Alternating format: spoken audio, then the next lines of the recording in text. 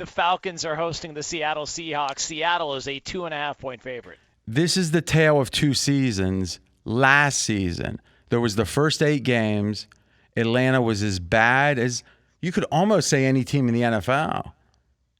They were certainly a bottom 5 team, Atlanta, in performance.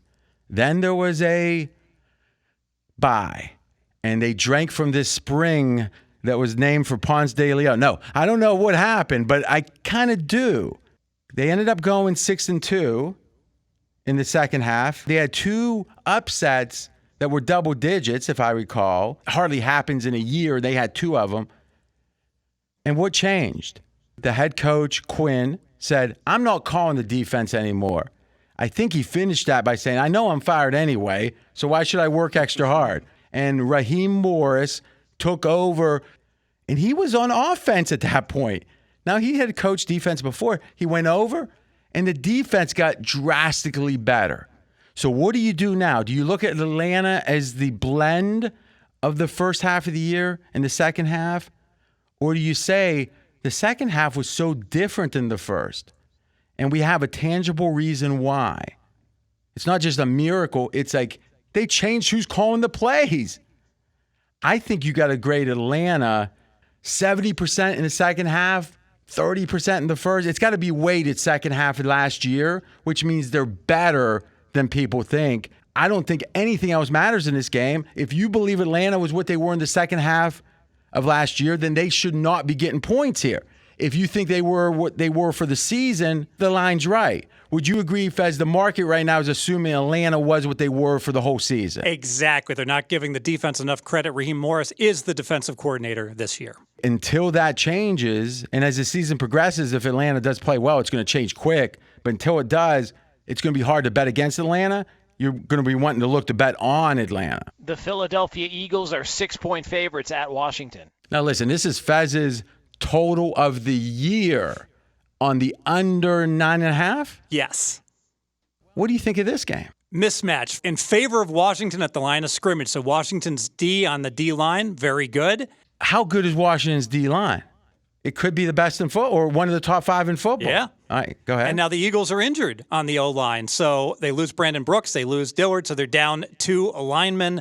Big mismatch in favor of Washington. The Chicago Bears are on the road at the Detroit Lions. Detroit, a 2.5-point favorite. Okay, now that's interesting. This dipped down, huh? Fez, when did this dip down, did you say? Just yesterday, because Detroit's wide receiver Galladay is game time decision. Galladay? Yeah, he's really good. How much? Is he on your point list? He's just missed the list. You know, that's the 4th guy that just missed the list in the last 48 hours. Yes. So I don't think it came off 3 like that because of Galladay. No, it is because of him. No, I don't think so. Because how much is 3 worth? Going to 3 is 3's worth 20 cents. Yes. How many points is that in normal points between 4 and 5? That's 1.5 points. Yeah, okay. Fair enough. At 2.5, at 3, the home field here is less than that.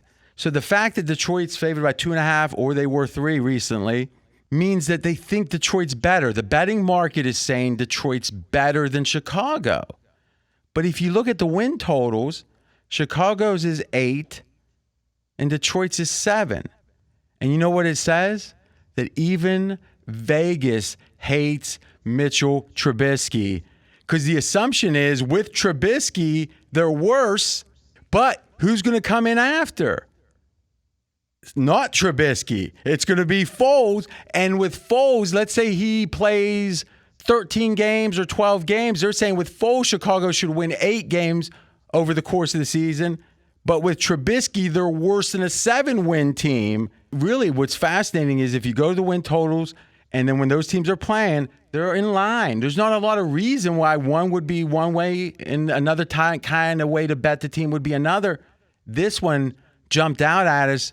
And as we thought about it, this is just hate of Trubisky. The Vikings are 2.5-point favorites hosting the Packers. What you got here, Fez? Vikings are hurting in 2 positions, at cornerback and at defensive line. They just lost their best defensive lineman, Hunter. Problems for the Vikings. Okay, so this is a situation thinned out a little because of the salary cap. A couple of injuries here matter. And how did the line move? Line dropped last week from 3.5 to 2.5. It stayed at 2.5 since. This is for the whole weekend. What do you got? I got the Rams Sunday Night Football +3 against Dallas. Let's start with power ratings, RJ. I've got Dallas 3 points better than the Rams on a neutral site. That would make sense that the line would be 3. But this game isn't at a neutral site. This game is in Los Angeles. Dallas has to fly 2 time zones. 2 time zones?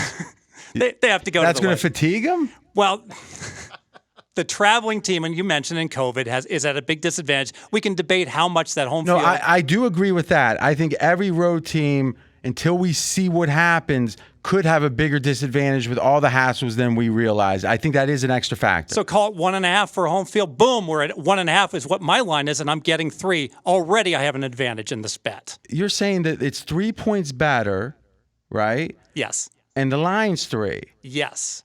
And now... What was the 1.5? Dallas is for home field. Yeah, for home field. Yeah, so that means that you have 1.5 points of edge at that point. Yes. And then you have potentially the extra travel edge because it could be for every road team's a big problem.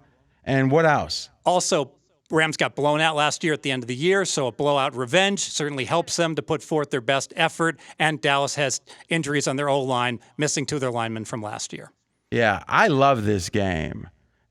I really love this game. I agree with Fez. If you can get the 3, and the 3's out there now, Rams +3, best bet. Now, I'm going to give this one quick, but it's really, to me, this easy. The public is on Arizona. That scares me typically against the 49ers +7. I love Arizona +7. Why? There's something about Arizona's offense against San Fran's defense. And this stat is maybe the stat of the week we'll end the week with. There were 512 games last year in which an offense went against the defense. So that's a ranking in each of those games Football Outsiders does. So imagine 500 plus of these rankings.